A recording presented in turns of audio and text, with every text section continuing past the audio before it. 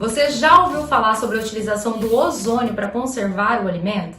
Bom, com certeza técnicas mais convencionais você já conhece, como refrigeração, congelamento, mas e a utilização do ozônio para conservar o alimento? Hoje a gente vai falar um pouco mais sobre isso e eu convidei um pesquisador que está desenvolvendo todo o seu trabalho, desenvolveu o seu trabalho de mestrado e agora vai desenvolver o seu trabalho de doutorado, que é o Luciano. Ele está fazendo doutorado atualmente na Universidade Federal Rural do Rio de Janeiro. E a gente vai bater um papo e eu já quero começar agradecendo você, Luciano, pela participação. É uma honra estar aqui, né, falando um pouquinho sobre essa técnica e espero que seja muito útil para o pessoal aí, né? E vamos lá, né? Como é que a gente faz essa conservação de alimentos com a utilização de ozônio? Bom, o ozônio ele pode ser utilizado pela indústria processadora de alimentos de duas formas. Ele no estado gasoso, né, no caso do gás, ou ele dissolvido em água, que é a água ozonizada.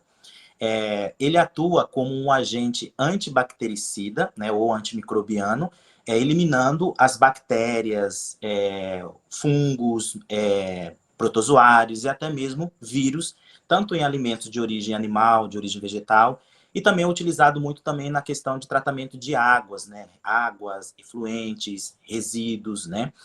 Então, ele atua diretamente destruindo os micro-organismos e dessa forma, né, prolongando a vida útil do produto.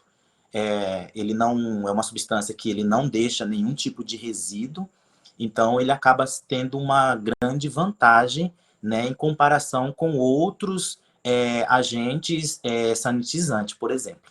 Mas voltando a essa questão das bactérias, dos micro-organismos, como que funciona a ação desse ozônio na parede bacteriana? O ozônio ele vai atuar diretamente na parede celular da bactéria. Porque a parede celular, né, ali a questão da membrana, ela é constituída de proteínas e lipídios. E como o ozônio, quando ele entra em contato com a matéria orgânica, ele produz radicais livres, esses radicais eles vão atuar diretamente nesse composto. Então, acaba fazendo com que ocorre a ruptura dessa membrana e aí ela eglode, ela explode, né? Acaba destruindo essa bactéria.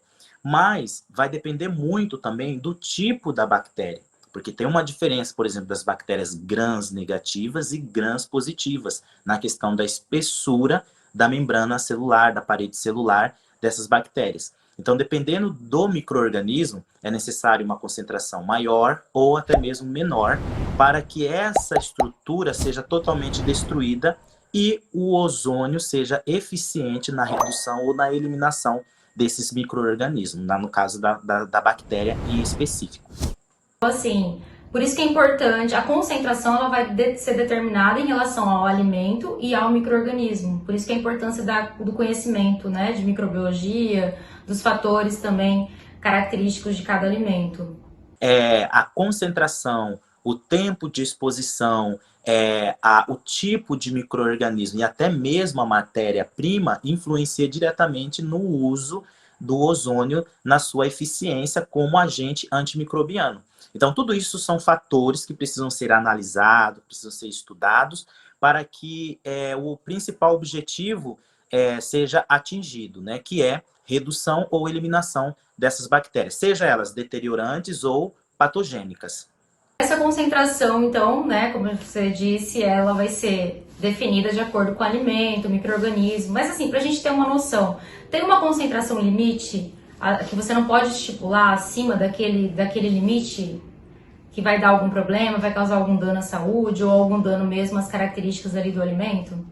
Concentrações muito altas, né, por exemplo, acima de 2 ppm, esse gás ele já se torna tóxico para o ser humano. Quais outros benefícios essa técnica ela traz em relação a técnicas convencionais? Existem alguns outros benefícios? Sim, porque quando a gente fala de tecnologia emergente, nós estamos falando de substâncias que não altera significativamente o produto, né? Essas tecnologias elas vieram justamente para poder trazer maior benefício nutricional.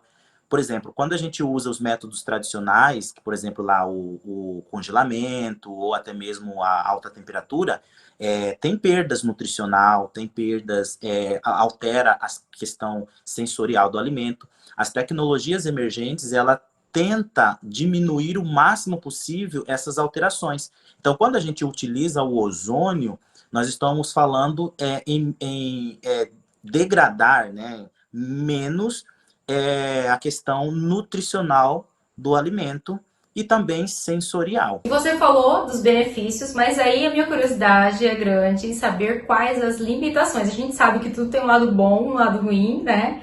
Então, não tem nada que é 100% perfeito. No caso do uso de ozônio, tem alguma limitação, algum tipo de alimento que vai ter mais problema? Temos uma imensidão de diversidade de alimentos, né? Então, para cada tipo de alimentos, a gente vai utilizar uma determinada concentração, um determinado tempo de exposição, e porque as características do alimento modificam de um para o outro, né? Então, por exemplo, quando a gente fala de pescado, de produtos cárneos que contém uma quantidade de lipídio, de gordura maior, se eu utilizar uma concentração elevada, né, no caso, ele vai atuar na oxidação lipídica desses produtos, né, levando à racificação e à perda de qualidade. Então, não seria tão interessante você utilizar uma concentração muito elevada. Então, o desafio seria isso, a gente trazer estudos que mostram as concentrações adequadas para o uso em determinados tipos de alimentos. Então, nós, pesquisadores, né, os professores universitários que estudam sobre isso, eu acredito que seria o grande desafio, né?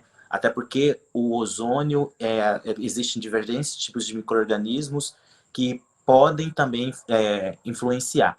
Não só essa questão, mas a quantidade da matéria orgânica presente naquele alimento, né? Por exemplo, quando a gente usa uma água ozonizada, aquela água ela precisa ser uma água pura, uma água limpa, né, que contenha o mínimo possível de matéria orgânica. Por quê? Porque pode ser que ocorra, pode ser não, há a possibilidade de ocorrer uma competição ali do ozônio, né, dos radicais livres, atuando diretamente nessa matéria orgânica e ali diminuindo a eficiência dele no próprio micro-organismo.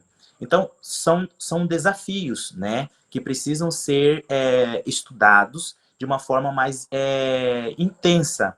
Aqui no Brasil, por exemplo, a gente ainda não tem uma legislação específica do uso do ozônio em alimentos, mas já existem várias pesquisas que estão sendo feitas, né, em laboratórios, existem algumas indústrias que utilizam já o ozônio, né, em alimentos, em frigoríficos, em câmaras frigoríficas, né, em sucos, por exemplo, em alguns tipos de vegetais, em pescado, por exemplo. Você falou sobre essa questão de legislação, né? E aí eu fiquei curiosa, porque eu sei que aqui no Brasil a gente ainda está em processo de estudo. Então tem várias pesquisas, pesquisadores, eu sei que você está trabalhando com essa técnica de utilização de ozônio em origem animal, né? Mas em outros países, como é que está essa técnica? Ela já é utilizada? Já existem legislações em outros países? Quais países estão mais avançados na utilização dessa técnica? É muito utilizado nos Estados Unidos, na Europa, no Canadá. Então, nessas regiões, o ozônio, por exemplo, é utilizado como se fosse o cloro aqui para a gente no Brasil. Então, são países que utilizam essa técnica, né, essa substância, né, esse gás, para a eliminação de micro-organismos patogênicos e deteriorantes também. E qual que é o custo desse processo, Luciano? É muito caro? O custo da aquisição do equipamento, sim, né, que é um custo muito elevado, né, dependendo da potência, quanto que você quer produzir, quantos ppms, então acaba sendo um investimento alto para a empresa. Então é por isso que está sendo estudado vários métodos de aplicação, tanto para o micro, pequeno, uma indústria de grande porte, terem essa possibilidade do uso dessa tecnologia, né, desses equipamentos. Bom, Luciano, eu quero agradecer a sua participação, ter compartilhado conosco um pouco do seu conhecimento. Tenho certeza que tem muita coisa a ser falada. Inclusive, se Vocês que estiverem assistindo, que são da área de alimentos, tiverem alguma curiosidade, alguma pergunta, algum questionamento, pode colocar aqui que o Luciano está disposto, né, disponível para responder, né, Luciano? E quero agradecer, só gratidão mesmo por compartilhar tantas informações valiosas assim com a galera da área de alimentos. Primeiramente, eu que quero agradecer, né, pelo convite, né, pela oportunidade de estar falando um pouquinho sobre a questão do ozônio, porque é um tema realmente muito amplo, né, que precisa, assim, se dedicar um pouco mais na questão dos estudos, mas acredito que o básico, através da simplicidade, você aí tenha compreendido um pouquinho sobre essa questão, né. Espero que os nossos resultados geram, né, um retorno muito grande para a ciência, principalmente aqui no Brasil, né, nessa questão do uso do ozônio em alimentos, mais especificamente em pescado. E eu espero que, né, isso possa motivar outros pesquisadores, né, a fazer pesquisa mais nessa área, para que a gente tenha aí um leque maior de estudos.